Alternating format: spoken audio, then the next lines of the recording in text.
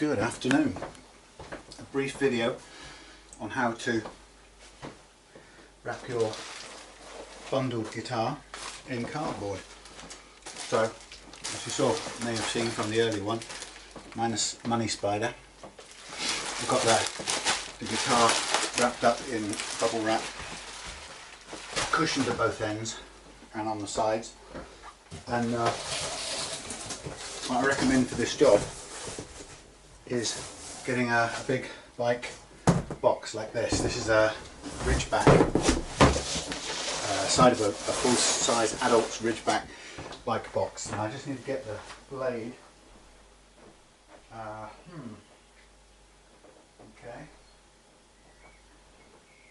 Oh yeah, here we go. Knife. And for this, you will need like a 1 meter ruler, marker pen or two, and a knife, and ideally some packing tape on a roller handle gun thing, or if you haven't got it, a roll like this that comes with the bundle if you buy it from me. This is a bit easier to use obviously because you can apply it quicker, but the other one works just as well. So this is what I do to pack the guitar. It only needs one layer of cardboard. The point being is this thing here is already strong enough to withstand knocks. Now obviously, like I said, no guitars, probably not even in hard cases, will withstand somebody jumping actually on the centre of the box. There's pretty much nothing you can do to build that strong enough other than make a coffin and reinforce it, but that's unfeasible for couriering. Anyway, so the point is, you can see that this side of the bike box is more than big enough. Now what I do straight away is I go and I line the guitar up with one straight edge, if you like, and one diagonal. And the first thing I'm going to do is just use my straight edge here to mark, to follow the other line of this guitar as placed there. And so the first thing I do is just draw down here, across here, and then just extend it to the edges. So this is my first cut. Obviously you can see it goes to a very fine point down here. I'm not going to use all of that length, but you can see that from having laid the guitar down, it fits in there. Now, the other thing that's important at this stage is to do two more markings. The first one is to estimate the height of the guitar, the thickness of it. Now I have lots of marks on this thing because I do this quite often. And what you're looking for is what's its sort of highest point, without leaving too much. Don't want too much kind of spare room. So I'm just going to make a mark for this particular job, and it can change every time. You can get some stuff and wipe it off, whatever. So I then take my mark and I go from this first edge here, this crease, I go and I make myself two marks here, and then I draw a line connecting those two and just make sure it's parallel to the rest of it. And that's going to be this here is going to be the thickness or the depth of the box that I'm making. And it needs to just contain the thickest part of this, which is about down here on the headstock end. I don't want it too tight and I don't want it too loose because I don't want to have to pack it with loads more stuff. So while I'm at it, I'll take this off, stand it up out of the way, and I'll go across to here and do another, wherever I did my line, another this way. So this is the next side, if you like, of the box. It's a very simple thing. You can get the entire packing out of this one side of bike box. So if you have a friendly cycle shop in your town, if you have a friendly cycle dealer or repair or whatever, somebody who buys and sells adult bikes, you may find that they're happy to give you this stuff. I have a friendly arrangement with my local guys, which is Tavistock Cycles in Tavistock in Devon, and every couple of weeks I go in there and they give me these full-size boxes, and so out of every one I get 2 full-size packages out of it. Okay, so there's my first marking. So what I'm going to do is I'm going to cut here, here, here and here with my blade, and those will be my first folds. And obviously, although this is already folding this way, it's actually going to fold the other way when I come to put the thing together.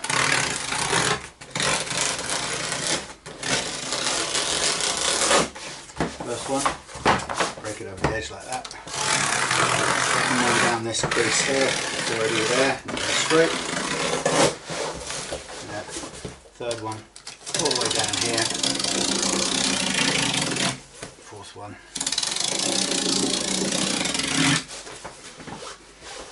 And then complete them.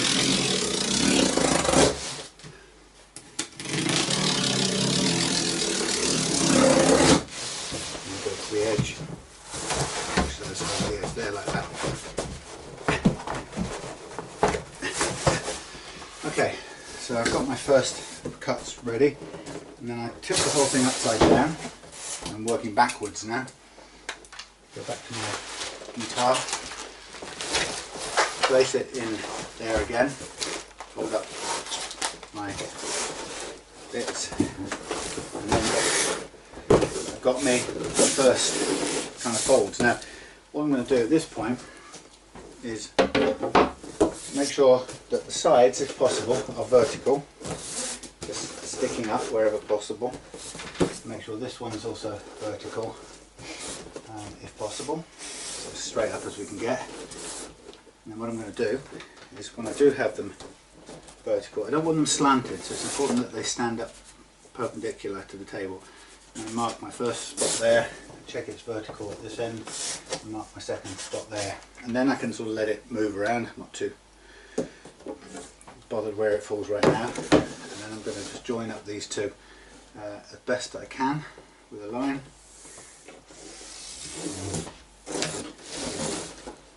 And then what I can do is take my trusty blade, cut down here,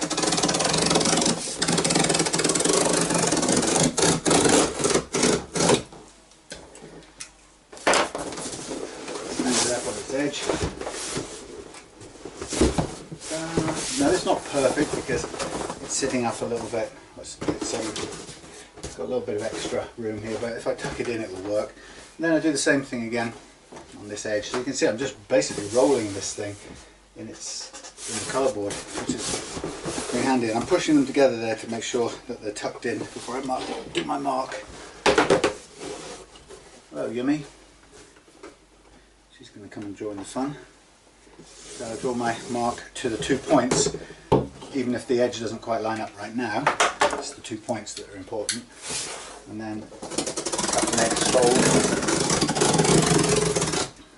Now obviously this is just a test guitar, so I'm not actually going to send this, but I'll still cut the box as if I'm going to, and I'll reuse this again with a similar size package. And then, as you can see, once everything is as close joined up as possible, tuck it all in, and then I can just make the final mark down here, just cutting it a little bit over size so it's to the outside of the edge more than anything. And then you can see how neatly all this works. So there you go. So the beauty is that this one sheet turns into a custom built box. That's obviously ripped, but that's not a problem. Now you can see we've got big ragged ends either side, but again we'll cut that short or square in a really simple, tidy fashion. So the first thing I do is I get my tape, and I'm just going to basically take this thing down in whatever way I feel like doing it, just to keep it in place. So there's my unit done up. I'm not going to, normally what I do now is I go down all the edges and double and treble seal everything to strengthen it, and obviously I don't need to do that right now because I'm not sending it, and the more I do it up the more I'm going to have to undo when I come to use it again. Right now you can see me push the guitar out at the far end if you want to. Okay. But what you want to do is push it pretty much all the way until it doesn't go any further. Providing, of course, it doesn't stick out the end here, because this doesn't. It comes to about here. So the first thing I'm going to do, let me bring you closer for this. First thing I do at this end is I mark the point where it comes to the end, and then I cut myself. I don't cut myself. I cut that mark there, and I go the inside of there, and I cut a similar mark there. And what you can do then is you could either, if you want to be really precise, you can draw a line across there as your working mark. I always do because it's sort of tidier, and then you go, and there's the end. Now the next bit is even simpler in a way, because it's not a very good position to show you this. What I would then do typically is literally just go down by hand, and I can't do it because I normally do it on the edge of the table, but go down by hand, and then you would want to cut the inside of here, and then you want to cut the inside of there, and theoretically you could then fold that in. Now it's clearly too big for this, so I want to take most of it off. Again, not an easy angle to do this from. Normally I'd use the edge of the table for this, but and then I would cut an angle into here so it doesn't kind of block off at the end. And then you've got to fold, and away you go. You can do the other side and the other side. So before long, well, I might as well just take this all off, because I can use this box just as is. The next guitar wrap up should just fit straight into there. So you can get your tape and do that. And then this side I'm going to go down here and do a similar cut. Take this off, don't need all that. It's all a bit weird doing it this way around. Cut down here, cut down there, so it doesn't overlap.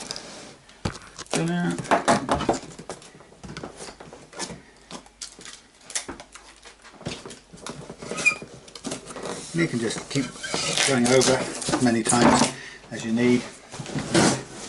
Flip it upside down and go across the top bit here again. If you don't quite know where you are, mark what you can see and then draw the line. You can cut to the line. It's much simpler.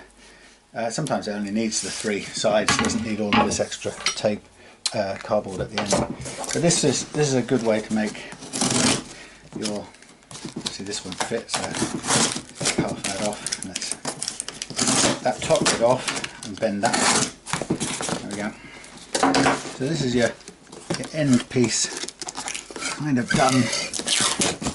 Obviously it needs a lot more taping to get it to stay long term and go round and round and stuff, but just to give you in principle, that's our one end of our box. Any impact there goes straight through into the padded airbags or bubbles, and so we go on to this end, and it looks bigger and messier, but it's the same principle. So again, we go into here and we look at the 2 points where our guitar finishes, and we go one point there and mark it.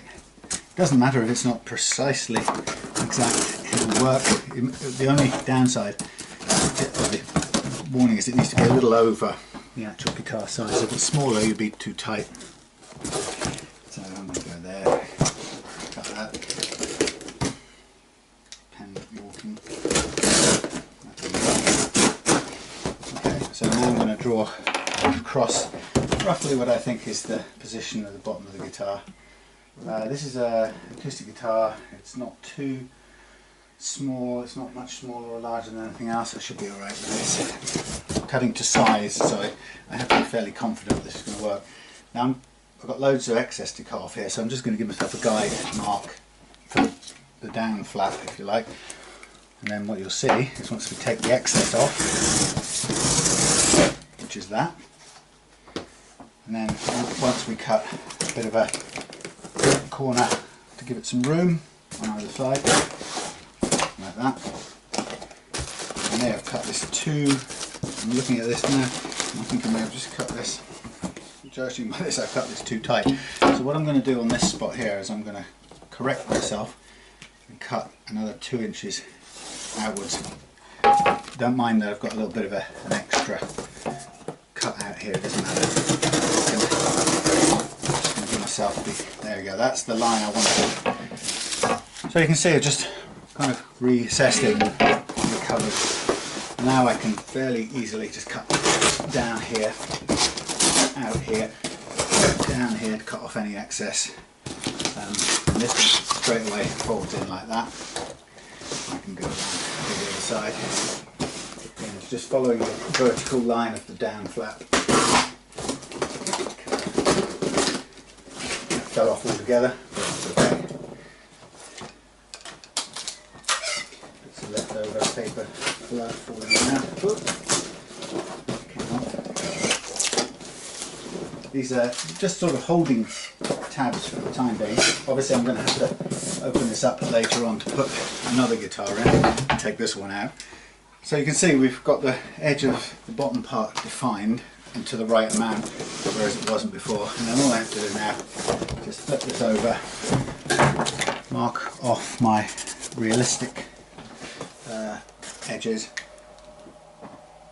draw me a, sorry you may not get a very good look down there, draw me another line which I know is now safely within the amount I want. And you can see there's loads to cut off now. And again, let's start by cutting this excess off. Let's cut hand cut the maximum size of the flap that we want. This one's a double over, so let's cut that one underneath first. Let's cut a chamfer on there without chopping the fingers off. And then we need to cut one off this end as well. You see, it's just quite easy just to do it roughly like that. And then cut down the hinge. And there we have it. Draws off neatly. And then we can